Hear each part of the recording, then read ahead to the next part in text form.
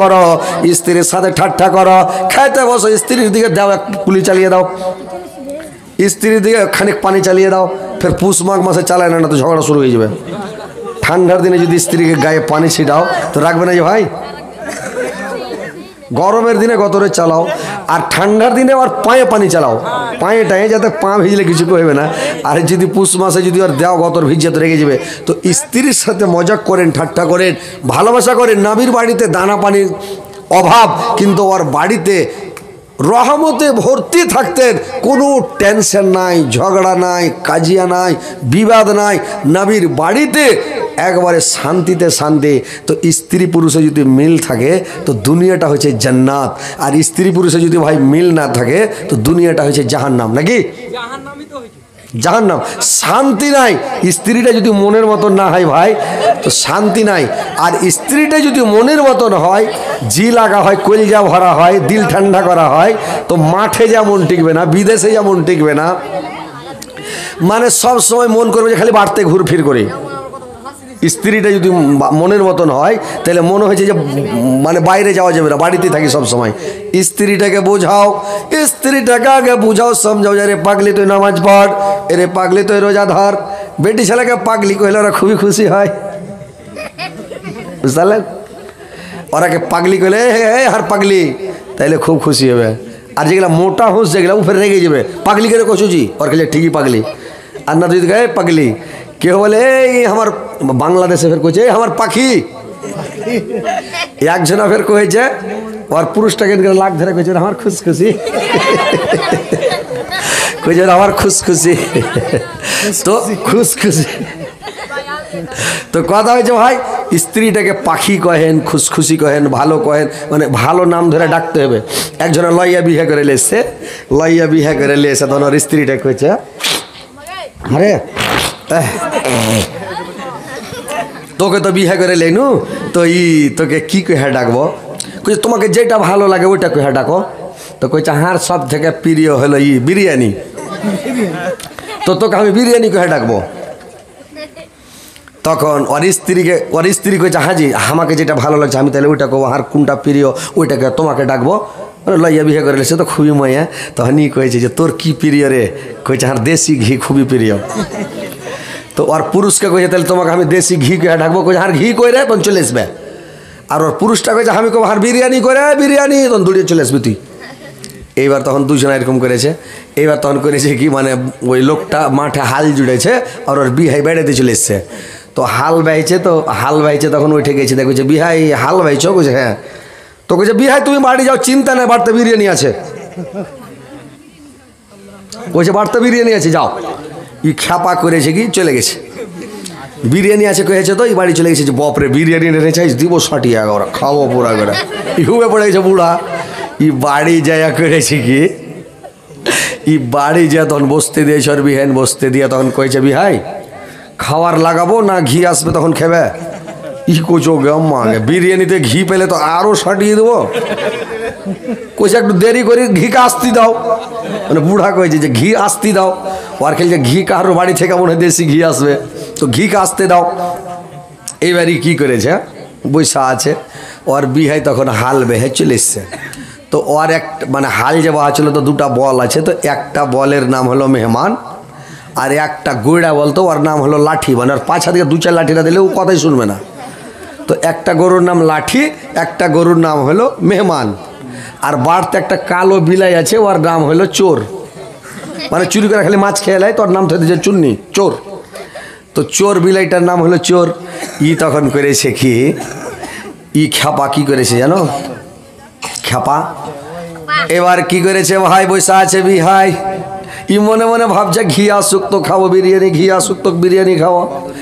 এবার তখন বুড়া হাল বেহে এসে তখন কইছে মেহমান কোনটা গেল রে, মানে একটা বলে দিকে পালালছে, একটা দিকে পালালছে। তো কইছে মেহমান কোনটা গেল? কইছে কে জিন আমি দেখিনি। কইছে তুই মেহমানকে দেখ আর লাঠি, আমি লাঠিকে লাঠি দেখছি আমি। উনি কইছে আমি লাঠি আমি দেখছি, তুই মেহমানকে দেখ। তার মানে ভালো বলটাকে তুই দেখ, আর লাঠি মানে খারাপ যেটা গোড়া বলকে আমি দেখছি। তো ই ঘরে ওই বিহাই যে বেড়াতে সেই কইছে বাপরে মেহমানকে তুই দেখ, আমি লাঠি দেখছি, তার মানে লাঠি লেসে তো গরমে বেই। তো ই তখন কইছে সালাহার বিরিয়ানি গেল, যদি ঘিয়ের আশা না করে বিরিয়ানি খাইলি তুমি তো কাজ হইতো। ইধার সবই গেল, ডাইল চুল হাতে পড়ে গেল সব। ই যখন কানটার মনে উড়ে গেছে, বুড়া বিহাই কানটার মনে পালাইতে লেগেছে। তো কানটাতে যখন গেছে তখন ওই বিলাইটা ঘর থেকে মাছ খেয়ে কানটার মনে পালাইতে লেগেছে। তখন ওরা কিছু চোর চোর চোর, মানে বিলাইটাকে চোর কহেছে। আর ওই যে বুড়া কানটার মনে পালা ছিল, আর পড়োশিরা বুড়াকে ধরে দিতে লেগেছে ডিসিম ডিসিম, 2-4 ফাঁট লাগিয়ে দেয়, বক্সিদ দিয়ে দেয়। এরা তখন দৌড়িয়ে গেছে, কেন মারছো জি? তোমরা যে চোর চোর করলে, চোর করো বিলাইটা আর কে চোর, তুমি হারবি হাইকে কেন মারছো? তখন ওকে ঘুরিয়ে নিয়ে এলো, যা এটা হারবি হাই। তো কথা হয়েছে ভাই, স্ত্রীটাকে ভালো মনে করে সবাই, যাকে যেটা ভালো লাগে ও এটা কহে, যে কেউ কইবে যাহার খুশখুশি, কেউ কইবে আমার পাখি, কেউ কইবে আমার জান, কেউ কইবে আমার কলজা, মানে এরকম একটা কহে কি না। তো স্ত্রীটাকে একটা ভালো কইতে হবে, আর স্ত্রীটার সাথে একটু ভালোবাসা রাখবেন, স্ত্রীটাকে একটু ভালো খাওয়াবেন। তো এবার স্ত্রীটাকে বুঝাইতে হবে, সুঝাইতে হবে। যদি বুঝিয়া কথা না শুনে তাইলে বিছানা আলাদা করে দিতে হবে, বিছানকে আলাদা করে দিতে হবে। এবার বিছানা আলাদা করে দেন, 2 দিন 4 দিন 10 দিন 15 দিন মাস দিন দেখেন, 1 মাস ফের থাকা যায়, 2-4 দিন 8 দিন দেখেন রে ভাই। 8 দিন দেখার পরে ভালো স্ত্রী হলে হাত পা ধরে নেবে, সিলিন্ডার হয়ে যাবে নাকি। আর যদি ভালো স্ত্রী না হয়, মানে খারাপ স্ত্রী হয়, সাংখিনী হয় কি হস্তিনী হয়, কথা শুনবে না রে ভাই। ওই স্ত্রী যদি কথা না শুনে আপনার কাছে না আসে, তারপরে করবেন কি বলবেন, তাড়াতাড়ি এখানে আয়, একটা কাগজ লিয়ে আয়, টিপ মারে। স্ত্রীকে কাবু করার উদ্দেশ্যে গেলেন, একটা সাদা কাগজ বড় দেখে নিয়ে আসবেন, আর কাজল দিলে এসে এখানে এখানে কাজল দিতে টিপ দেয়, কাগজ এখানে টিপ মার দো, বলছে কেনেজি, যে কেনেজি টিপ দে, আর তুই হাঁট রাস্তা ধর। পোকা মা ই ধর আজকে হাত টানবে, বুঝলেন? ই যখন হাত টানবে তখন এই দে না, টিপ দে না, তুই করে দে না, ই হাত টিপ দিবে না। নামাজ পড়বি কহ, রোজা রাখবি কহ, ভালো হয়ে পর্দার মধ্যে থাকবি কহ, ভালো করে কাপড় ধরি গায়ে দিবি, আর অন্য পর পুরুষকে দেখে হাসবি না, না হাসবি কহ, না হাসবো না। হার নামাজ পড়ে হ্যাঁ পড়বো, রোজা রাখবো হ্যাঁ রাখবো, হার কথা শুনবি হ্যাঁ শুনবো, ঠিক আছে তাহলে আজ তো ক্ষমা করুন না, তো তোর যখন নিন যাবি টিপলে তোকে উড়িয়ে দেবো, ডরিয়ে যাবে, মুড বুঞ্জা নিন যাবে, লোকটাকে লুকিয়ে নিন যাবে, ওই স্ত্রী শটাকে ভালো হয়ে যাবে। তাও যদি ভালো না হয় ওকে মারো। তো মারবে স্ত্রীটাকে, যে মারবে তো ভাই গরু চড়া লাঠির বাড়ি মারিও না, লাদনার বাড়ি মারিও না, স্ত্রীটাকে কিল মারিও না, চড় থাপ্পড় মারিও না। আল্লাহর নবী বলেছেন স্ত্রীর মুখে মারিও না। এটা হলো চেহারা খারাপ করে দিও না, চেহারাতে মারতে হয় না, নিষেধ আছে। আল্লাহর নবী বলেছেন ওর মাথাতে মারিও না, ব্রেনটা ক্র্যাক হয়ে যাবে, মাথায় মারতে হয় না। স্ত্রীর হাতে মারতে হবে না, হাত খোড়া হয়ে গেলে কে ভাত রেনে গিলেবে। স্ত্রীটার আগা দিকে মারা যাবে না, স্ত্রীর পাছা দিকে মারা যাবে না, পিঠা মারলে হুকিলে গেলে মরে যাবে। স্ত্রীটা ট্যাঙে মারা যাবে না, পায়ে মেরে দিলে নেংড়ি হয়ে যাবে। কে তোমাকে ভাত এনে দিবে, পানি এনে দিবে, ভাত খুলে এনে দিবে, কে দিবে? কেউ দিবে? স্ত্রীর মারবেন কোথায়? স্ত্রীটাকে মারতে হবে যেখানে ওর হাড্ডি গুড্ডি নাই। আর মারবেন যে স্ত্রীটাকে, তো কিসের বাড়ি মারবেন ভাই? আল্লাহর নবী বলেছেন তুমি মিসওয়াকের বাড়ি মারো, দাঁতলের বাড়ি। মিসওয়াক বুঝেন তো নাকি? দাঁতলের বাড়ি মারতে হবে। তো দাঁতলের বাড়ি যে তুমি মারবে, তো দাঁতলের বাড়ি মারলে কুড়া লোকের মতন যাতে মোটা হয় আর লম্বা যাতে আধ হাত হয়, না তো কুড়া লোকের মতনই এত বড় কেটে নিলে তখন দৌড়া মারা করে চলে চাড় দিয়ে। এভাবে মারবেন না, মারতে হয় না ভাই। এটা পরের বেটি ফিরিস্তা ওকে খালি ডর দেখান যে ভাই খালি মোচ ফরকানার দাড়ি ফরকানার, খালি ওকে দাঁতকে কিড়মিড় করে খালি ডর দেখান নাকি। কিন্তু এরা ডর দেখাইতে জানে না, তো কি দিয়ে স্ত্রী ডরাবে? হ্যাঁ, মারতে হবে না, খালি ডর দেখান, উঠবো নাকি, যাবো নাকি, খালি এরকম করেন, তাহলে স্ত্রী ভাই ডরিয়ে যাবে। কিন্তু স্ত্রীকে মারিয়েন না, মারতে হয় না, বুঝতে পারলেন? পরের বেটি কি দরকার মারার? নিজের মাকে ছেড়ে এসছে, বাপকে ছেড়ে এসছে, ভাই বোনকে ছেড়ে এসছে, সবাইকে ছেড়ে এসছে তোমার একটু প্রেম ভালোবাসার জন্য, তোমার একটু আদর পাওয়ার লেগে তোমার কাছে আছে। সারা জীবনের মতন মা বাপ সবকে ছেড়ে দেয়, 14 গোষ্ঠীকে ছেড়ে দেয়, তোমার কাছে আছে। আর তুমি যদি ওকে আটা গুঁড়া করে মারো, ঠাঠাও, তো তোমার স্ত্রীরা টিকতে পারবে ভাই? ও খ্যাপা করেছে কি মৌলভী সাহেব জালসা করেছে, তোমার স্ত্রী যদি কথা না শুনে, এই খ্যাপা গাড়ি খানটাকে উঠে আগে আর পাঁচে করছে কেন রে? বলছে কি তোমার স্ত্রী যদি কথা না শুনে আদবের মায়ের মারো। ই খেপা জালসা শুনে করেছে কি গরু চড়া লাঠির বাড়ি যা 2 লাঠি সাটা ওর স্ত্রীকে লাগিয়ে দেয়। ওর স্ত্রী তখন বলছি তুই আমাকে মারলি রে মুখ পুড়ার বেটা, তোর পাছা সুখের চালের বাত্তাতে উঠাবো। ওর স্ত্রী বলছে তোর পাছা সুখের চালের বাত্তাতে উঠাবো। ওর পুরুষটা করেছে কি হালবাইতে চলে গেছে সকালবেলা, স্ত্রীকে 2 লাঠি মেরে দিয়ে এবার উ করেছে কি লাহারি টাহারি করে নিলক করে খালি বসে আছে। এবার ওর পুরুষ মাঠে হাল বাইছে, 9টা বাজলো 10টা বাজলো 11টা বাজলো লাহারি আসে না, খালি বাড়ির দিকে দেখে আছে যে কখন লাহারি আসবে।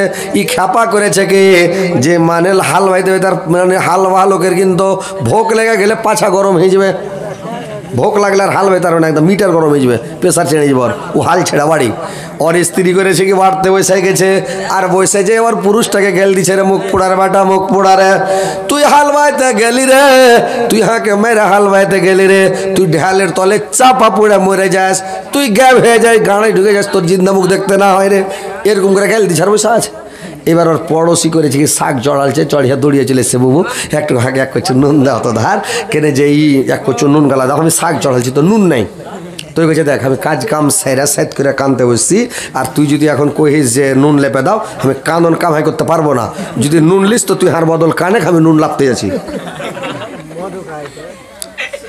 এবার তখন করেছে কি ওর পুরুষটা ইটা বাড়ির পড়োশির মেয়ে লোকটা তখন মুখ টুক ঢেকা ও বোঝো হয়ে তখন কানছে আর করছে হার মতন কিন্তু গেল দিতে পারে কানতে হবে, তো গেল দিছে ও মুখ পোড়ার বাটা মুখ পোড়া রে, তুই হাঁকা হাম মেয়েরা হাল বাইতে গেলি রে, আর ওর পুরুষটা হাল ভাই চলে এসছে।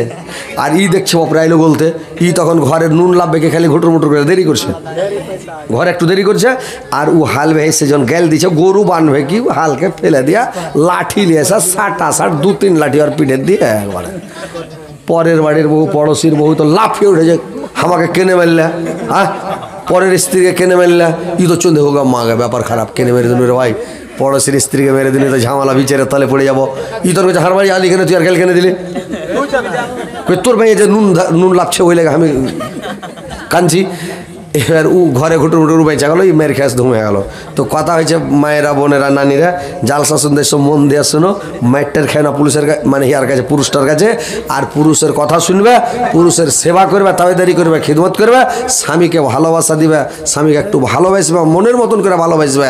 আর ভাই তোমরাও স্ত্রীকে মারিও না ভাই, গাল দিও না, স্ত্রীকে সবসময় অন্যা দিও না যে স্ত্রীটাকে মানে গেল দিতে হয় না। ধর স্ত্রীকে কোনোদিন কইবে না যে তোর চোখ বড়, তোর লাগ বড়, তোর দাঁত বড়, তোর পা মোটটা, তোর ঠোঁট মোটটা, তোর এরকম মানে খুদ বাহির করবে না, আর স্ত্রীর বদনাম করবে না, স্ত্রীর শেকায়ত করবে না, আর স্ত্রীটাকে কোনোদিন মানে ওর সামনে খারাপ করবে না, ওর আরও তারিফ করো, তোর তরকারি খুব ভালো রে, তোর খাবার যে তুই তৈরি করছিস এটা খুব ভালো সুস্বাদ, তোর তরকারি খেয়ে মন ভরেছে রে। জালসা করে যখন বাড়ি যাবো কি না তোর খাইতে দেবো বলিস এমনি দেখ রে এই 8-10 দিন থেকে বাড়ি যাইনি বুঝতে পারলেন, আরও 8-10 দিন যাবো না, রোজা ধরে বাড়ি যাবো একবারে। তো রোজা ধরে বাড়ি যাবো তো এবার খেতে দেবে খাবো, তখন বলি যে বিদেশে খাসি রে, কিন্তু বিদেশে খেয়ে মন শান্তি হয় না। কেনেছি কে জানি রে ভালোই লাগে, তোর মতন স্বাদই লাগে, তুই যখন খাইতে দিয়েছিস তো মন ভরেছে ঠিকই যে হ্যাঁ বলে সুবহানাল্লাহ আমি রাঁধছি একটু মজা করেছি, মিঠা করে রাঁধছি একদম তেল নুন। আমি ওকে দিনও গিয়ারে উঠিয়াও হুবে ফুলে গেল একবার, ঠিকই লাগছে। তো স্ত্রীর সামনে একটু তারিফ করেন হয়, আরে যাই হোক ওকে একটু খুশি করেন, আনন্দ করেন। আর যদি করেন দেখ চলো বাইরে কত ভালো মন্দ খেয়ে আনো, তোর তরকারি ভালোই লাগে না, তো রেগে যাবো, ভালো করে রাঁধবে না, কথাও শুনবে না। তো স্ত্রীটাকে ভালো বলেন, স্ত্রীটার তারিফ করেন ওর সামনে যে তোর তরকারি রান্না ভালো, তোর খাওয়ার ভালো, তুই যেটাই তোর হাতের যেটাই খাসি খেয়ে মন ভরেছে শান্তি হচ্ছে, তাহলে স্ত্রী খুশি থাকবে ভাই। স্ত্রীর সামনে বললি না তোর তরকারি রান্না চিতা তুলছি ভালো হয় না, রুটি রাঁধছি পুড়ে গেছে, ভাত রাঁধছি তো তোর লেগে যেছে, তরকারি রাঁধছি তাই না করে দিয়েছি, কোন সময় ঝাল করে দিয়েছি, এগুলো বললেন না, ঝাল হলো আলহামদুলিল্লাহ, খাওয়ার যেমন হোক আলহামদুলিল্লাহ ভালো। তো এইভাবে ভাই স্ত্রীর তারিফ করবেন, স্ত্রীকে ভালোবাসেন, স্ত্রীকে আদর করেন, সহগ করেন, সব কিছু নবীর সুন্নাত তরিকা মোতাবেক চলবেন, আপনার বাড়িতে কোনো বিবাদ হবে না, ঝগড়া হবে না, টেনশন হবে না, লাফড়া হবে না, স্ত্রীকে নিয়ে সুখে শান্তিতে জীবন কাটাবেন। আর যার স্ত্রী পুরুষে যদি মিল থাকে ওর ছেলে পিলে ভালো হবে, পড়িতে পারবে, তুই ফের ভালো কথা বলছে, বুঝতে পারছেন? আসলে ছেলেপিলা ভালো হবে। আর স্ত্রী পুরুষে যদি বিবাদ থাকে, টেনশন থাকে, রাগারাগি থাকে, বাড়িতে বিবাদ হয়, তো ওই ছেলে ভালো হবে না, ছেলেও খারাপ হয়ে যাবে। বেটিরা মার মতন গাইল শিখবে, বেটারা বাপের মতন গাইল শিখবে, আর বাড়িতে মানে টেনশন বিবাদ হয়, পরিবারটাই খারাপ হয়ে যাবে।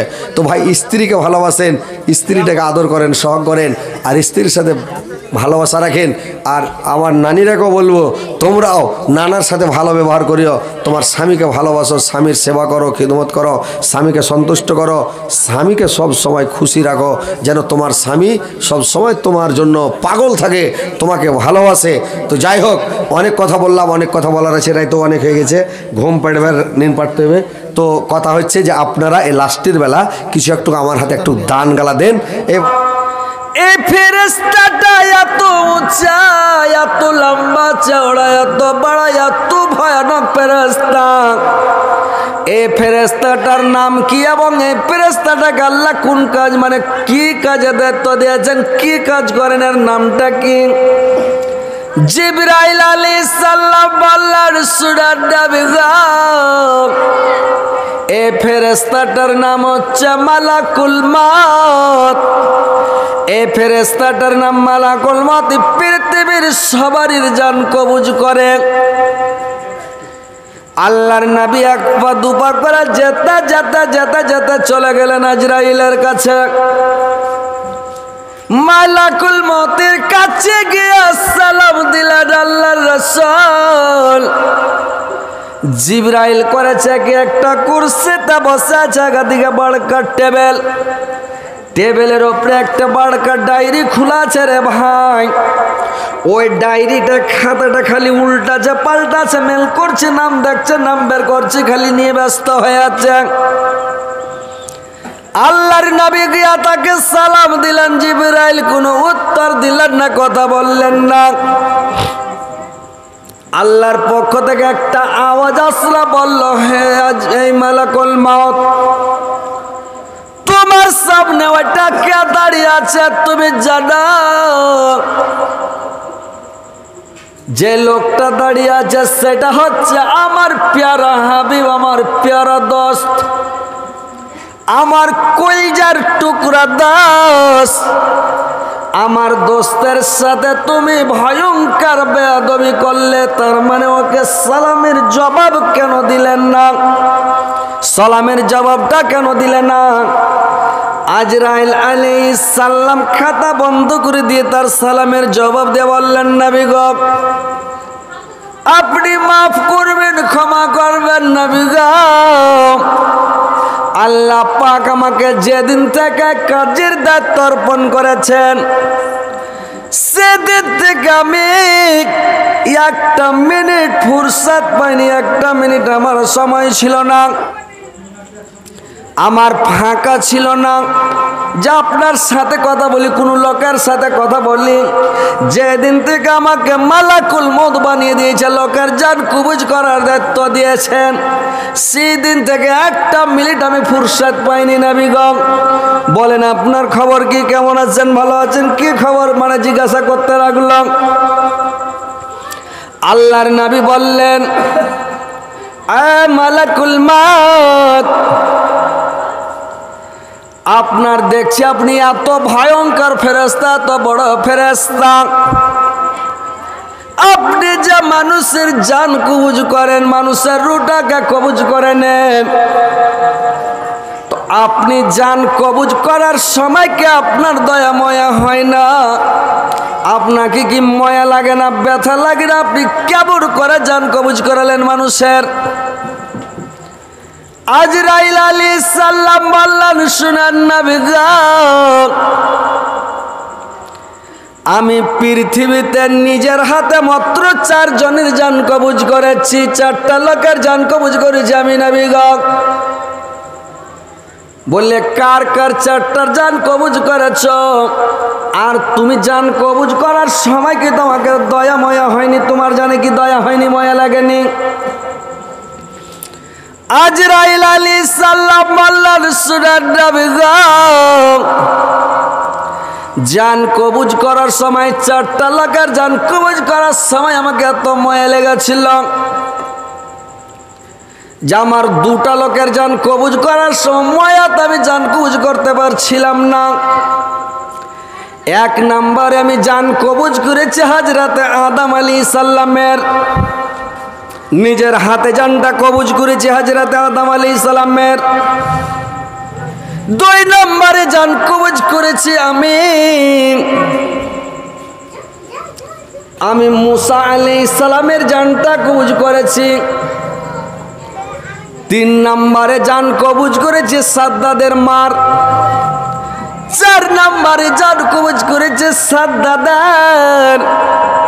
কিন্তু দুইটা জান কবুজ করার সময় এত মায়া লেগেছিল, এত মায়া হয়েছিল, আমি জান কবুজ করতে পারছিলাম না। বললে কার জান কবুজ করার সময় মায়া লেগেছিল বেশি? মালাকুল মউত বললেন, শুনেন নবী গো,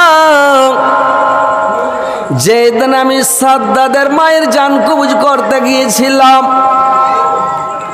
মায়ের চোটে সাদ্দাদের মার জান কবুজ করতে পারছিলাম না, যে আমি কেমন করে আবার জানটা কবুজ করব। বললে কেন মায়া হয়েছিল? বললে সাদ্দাদের মা ছিল গর্ভবতী, আর সাদ্দাদের মা ছিল গর্ভবতী। আর সাদ্দাদের মা করেছে কি, মানে বড় নদী পার হয়ে যাচ্ছে, আর বড় নদী পার হয়ে যাচ্ছে মানে সাদ্দাদের মা। আর মানে করেছে কিরা ভাই, যখন সাদ্দাদের মা পার হয়ে যাচ্ছিল নদী, তখন কি অবস্থা হলো? শোনো সাদ্দাদের কথা, তাহার ছিল মাতা পিতা। শোনো সাদ্দাদের কথা, তাহার ছিল মাতা পিতা। সাগর বেচা হয়েছিল রাবণা, না ফরমানের কেমন মজা, শোনো তাহার ঘটনা। না ফরমানের কেমন মজা, শোনো তাহার ঘটনা। উঠল তুফান দরিয়াতে, লোকজন মরিল তাতে, একটি নারীর মৃত্যু হল না। না ফরমানের কেমন মজা, শোনো তাহার ঘটনা। দরিয়াতে তক্তা ভাসে, তক্তার উপর চড়িয়া বসে। দরিয়াতে তক্তা ভাসে, তক্তার উপর চড়িয়া বসে। সে ছিল গর্ভবতী, উঠল প্রসব বেদনা। না ফরমানের কেমন মজা, শোনো তাহার ঘটনা। যখন সাদ্দাদের মা তক্তার উপরে উঠল, এবার যখন মানে শুরু হয়ে গেল, তুফান শুরু হয়ে গেল, নৌকা ভেঙে চুরমার হয়ে গেল, লোকজন যত ছিল সব ডুবে মারা গেল। একটা তক্তা পেয়েছে সাদ্দাদের মা, তক্তার উপরে চড়ে নিয়েছে। আর তক্তার উপরে যেমন চড়ে নেওয়া, সন্তান প্রসবের ব্যথা শুরু হয়ে গেছে। আর সন্তান প্রসব হবে, বাচ্চা হবে, ওই তক্তার উপরে সাদ্দাত মানে প্রসব হয়ে গেল, ভূমিষ্ঠ হয়ে গেল। আল্লাহ বলেন, আজরাইল রাখ কবজ করো মায়ের জান, ছেলে জানো মারে না। না ফরমানের কেমন মজা, শোনো তাহার ঘটনা। জান কবুজ করতে যাচ্ছে, ময়াতে জান কবুজ করতে পারে না। এই বুড়ির যদি জান কবুজ করে নি, মহিলাটার জান কবুজ করি, এই বাচ্চার অবস্থাটা কি হবে? কবুজ করতে পারে না। আল্লাহ বললেন তোমাকে কবুজ করতেই হবে, ছাড়াছাড়ি নেই। তুমি কবুজ করো, কি হবে না হবে আমি দেখে নেব। জান কবুজ করে নিল।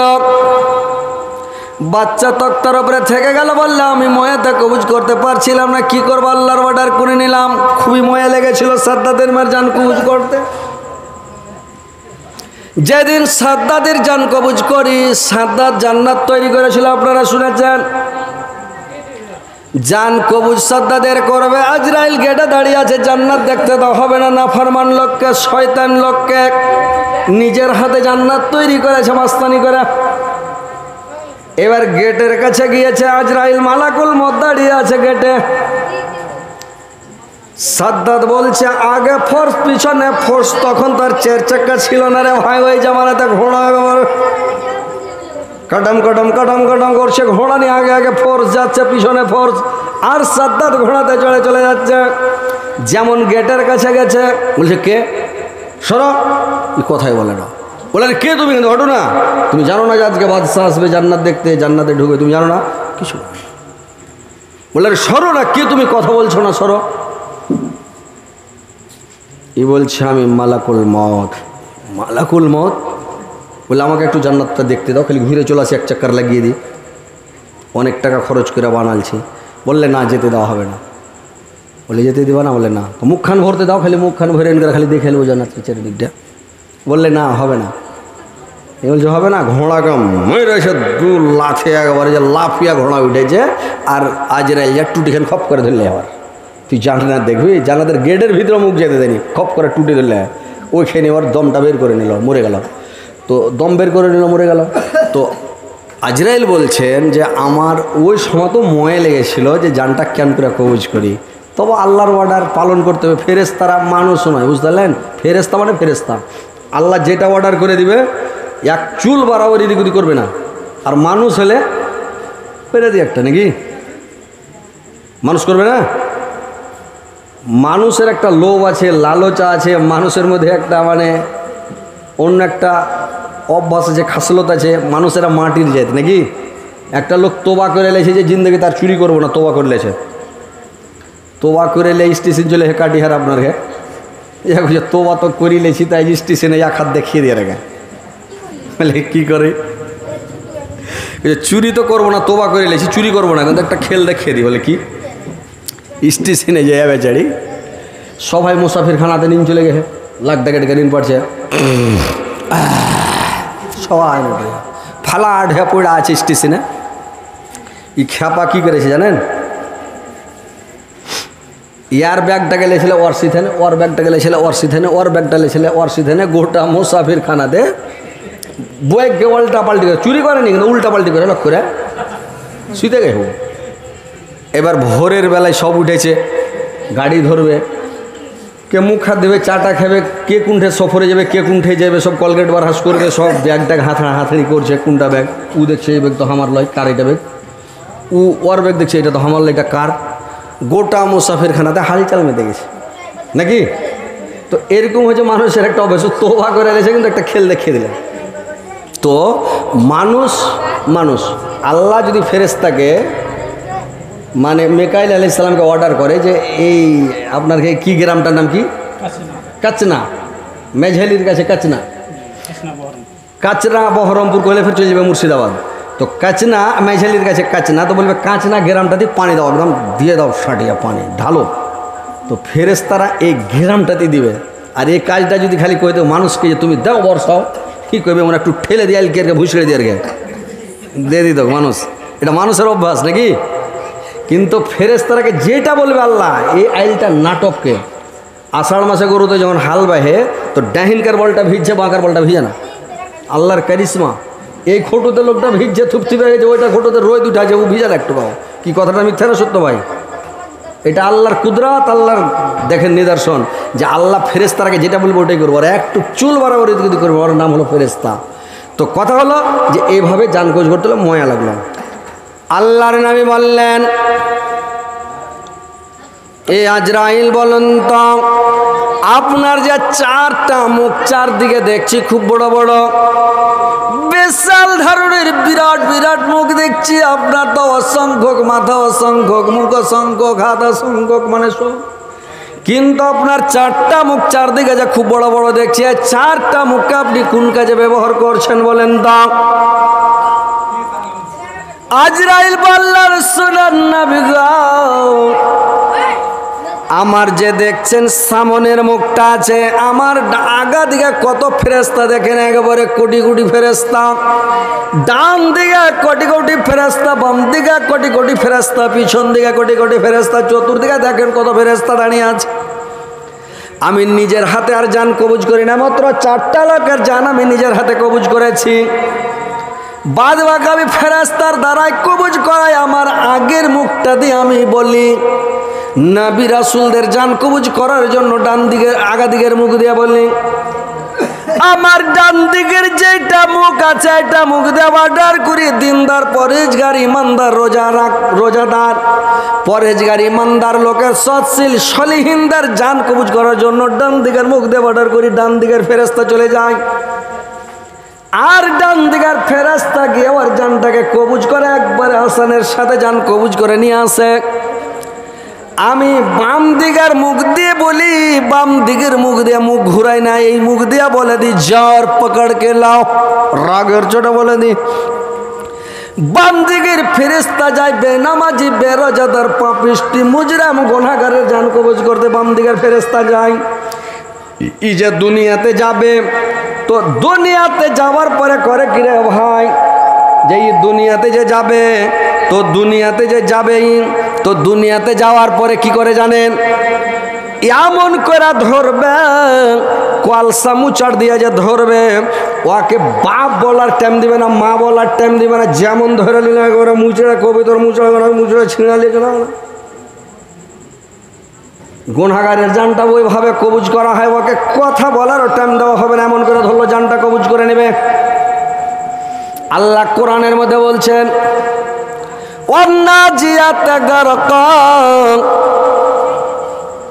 মানে এরা শিরার মধ্যে মধ্যে, শিরা উপশিরার মধ্যে ডুব মেরে টেনে হিঁচড়ে তাদের রুটাকে বের করে নেয়, যেটা মালাকুল মউত ফেরেশতারা। এইবার করে কি ভাই, আমার গুনাহগার পাপিষ্টির রুটাকে এমন ভাবে টেনে হিঁচড়ে বের করা হয়, যেমন মনে করেন একটা কাঁটার গাছের ওপরে একটা কাপড় ফেলে দেন, চাদর ফেলে দেন, গামছা ফেলে দেন, আর গাছটার ওপর দিয়া করবেন কি, মানে গামছার একটা কোনা ধরা টানেন, যত মানে সুতা যে পড় করবে, সুতা ছিঁড়বে, সুতায় বাঁধবে, পড় করে আসবে। ওইরকম গাছের ওপরে যখন এই মানের যেরকম মানে কাঁটাটা ছিঁড়া আসে, গুনাহগার পাপিষ্টির যখন রুহটা বের করবে, সবকে ছিঁড়া ছিটা টানতে টানতে পড়ে করে একবারে রুহটাকে বের করে নিয়ে চলে আসে। রে ভাই, এত কষ্ট দেওয়া হয় তগদয়। আর গুনাহগার লোকের কাছে যখন যে মালাকুল মউত আসবে, যে ফেরেশতাটা জান কবুজ করতে আসবে, এত ভয়ঙ্কর, এত চোখ মুখ দেখে, দাঁত দেখে, খিটমিট করার এমন ভয়ঙ্কর হয়ে আসবে যে তার দিকে দেখলে মানুষ আতঙ্ক হয়ে হাট ফেলে মারা যাবে। রে ভাই, এত ভয়ঙ্কর ফেরেশতা যে মানুষ দেখলেই মারা যাবে, বুঝতে পারছেন? মানুষ দেখে তো দেখেই হাট ফেল হয়ে যাবে। তো এরকম ভয়ঙ্কর ফেরেশতা এসে ওর জানটাকে কবুজ করে নেয়। এবার কবুজ করে নিল খারাপ লোকের রোহ, আর রোহটাকে কবুজ করে নিয়ে করলো কে, এভাবে রুমাল পেড়ে দিল, আর রুমালটাকে বিছিয়ে রুহটাকে ওখানে রেখে দেয়া করলো কি, চার কোনায় বেঁধে দেয়া, লাঠি রাগালে করে লাখে কাপড় দিয়ে উঠিয়ে নিয়ে চলে যাবে। কোথায় যাবে? যেখান সেখান দিয়ে যাওয়ার রাস্তা নাই আসমানের ভাই, একটাই রাস্তা আছে। সে রাস্তা কোনটা আছে জানেন? কোথায় আছে জি ভাই? আসমানে চড়বেন তো গেটটা কাটিহারে আছে না পূর্ণিয়াতে আছে, শুনেছেন জানেন? আসমানে চড়ার একটাই গেট আছে, সেটা আছে ফিলিস্তিনে বাইতুল মুকাদ্দাসে, ওখানে গেট আছে। আসমানে চড়ার গেটটা ওখানে আছে, রাস্তা আছে ওখানে। যেমন আমরা বাংলাদেশ যাই, তো বাংলাদেশে যেটে সেটে গেট নেই। আমার বাড়ির পাশের বর্ডার, কিন্তু যাওয়া যায় কিন্তু গেট নেই, যেতে পারবেন না, গেট নাই। যেটে গেট আছে হিলি যেতে হবে, মোহদিপুর যেতে হবে, রাধিকাপুর যেতে হবে, পঞ্চগড় যেতে হবে, শিলিগুড়ি যেতে হবে, কলকাতা যেতে হবে, যেখানে যেখানে গেট আছে ওখানে পাস করা হয়। তো ওখানে আসমানে চড়ার জন্য ওখানে গেট আছে। ফেরেশতা যখন রুহটা নিয়ে যাবে, গেটমানকে বলবে গেট খোলা। ওইখানে গেটের মালিক যেটা তার নাম হচ্ছে হযরত ইসমাইল আলাইহিস সালাম। হযরত ইসমাইল আলাইহিস সালাম গেট খুলবে না, বলবে আরে কোন বংশের কোন খানদানের কোন লোককে নিয়ে আইলা তুমি, এত খারাপ সেন্ট, এত বদবু, এত খারাপ সেন্ট, এত গন্ধ করছে না, আসমানে নিয়ে যাওয়া হবে না, একে নিয়ে যাও, হটাও ওটাকে সরাও। এবার তখন রুহটাকে ওখান থেকে ছেড়ে দেওয়া হয়, জমিন একবারে পড়ে যায়, এত চিৎকার করবে মানুষ আর জিনে, দুইটা জিন ইনসান বাদা সবাই জানতে পারবে রে ভাই, এত চিৎকার করে। এবার ফেরেশতারা করবে কে, ওই রুহটা নিয়ে যে কোথায় করবে কে? আল্লাহ কোরআনের মধ্যে বলছেন কাল্লা ইন্না কিতাবাল ফুজ্জারে লাফি সিজ্জিন ওয়া মা আদরাকা মা সিজ্জিন কিতাবুম মারকুম। ওর রূহটাকে নিয়ে যে করবে কি, সিজ্জিনে লিখে দিবে এই লোকটা গুনাহগার, এই লোকটা পাপিষ্ঠ, এই লোকটা মুজরিম, এই লোকটা জাহান্নামী। সিজ্জিনে লিখে দেওয়া হলো। সিজ্জিন হচ্ছে একটা কিতাব রাখার জায়গা রে ভাই। ওই ওখানে যখন লিস্ট হয়ে গেল লোকটা গুনাহগার পাপিষ্ঠ মুজরিম, লিস্ট হয়ে গেল, আর নাম পড়া গেল জাহান্নামীতে। এবার লোকটাকে যখন কাফন দিয়ে দাফন করে চলে আসবে কবরে, যখন দাফন করা হয়ে গেল, এবার দাফন করে যখন আসবে তখন কি করবে জানেন? ওটা থেকে যখন রুহ দিয়ে দিল, আর রুহটা যেমন দিয়ে দিল, লোকটা উঠে একেবারে বসে গেল। আর এরকম একবারে সেম টু সেম, এখন যেরকম আপনাদের জ্ঞান আছে, আমার জ্ঞান আছে, আপনার বুদ্ধি জ্ঞান এখন ভালো আছে কি নেই? না বুদ্ধি কম আছে এখন জি ভাই? হ্যাঁ করেন, কথা বলেন, তজ করতে ভালো লাগবে। আর যদি খালি ষষ্ঠী বা ছেড়ে দেন এরকম খালি থাকেন তো ভালো লাগবে না। আমি মনে মনে ভাববো যে আওয়াজ বুঝতে পারছে কি পারে না, এরকম লাগবে নাকি? একটু মুড়ি ঝুঁকাবেন, হ্যাঁ করবেন, তাহলে অজ করতে ভালো লাগবে নাকি? কথাটা এটাও কহবে না কি ভালো না খারাপ, একটু মুড়ি গেলা ঝুঁকান। তো কথা হলো যে দুনিয়া তো দুনিয়া ও আমার আল্লাহ, এই জিসমে রাখা যে জান, সবে যে তোমার দয়ার দান। দুনিয়া তো দুনিয়া।